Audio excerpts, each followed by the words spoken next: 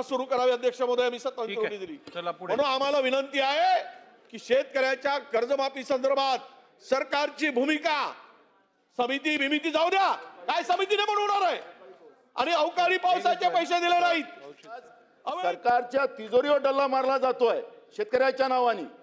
आणि म्हणून माझा स्पेसिफिक प्रश्न आहे, हा मंत्र्यापुरताच हा प्रश्न नाही आहे अध्यक्ष महाराज. या राज्याच्या शेतकऱ्यांच्या नावाने जे राज्याची तिजोरी लुटली जाते आहे आणि ती लुटली जात आहे आणि शेतकऱ्याला त्याचा फायदा मिळत नाही. दलाल त्याच्यामध्ये दलालाचे घरं भरले जातात. गारपिटीचे पैसे दिले नाहीत, मागील वर्षीचे पैसे मिळाले शेतकऱ्याला.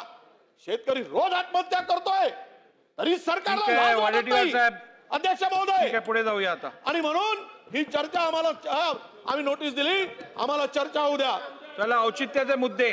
आणि म्हणून हे उत्तर माननीय उपमुख्यमंत्र्यांनी दिलं पाहिजे, कारण की त्यांच्याकडे वित्त खातं पण आहे. तिजोरीला किती टाका पडतोय ते त्यांनी सांगितलं पाहिजे.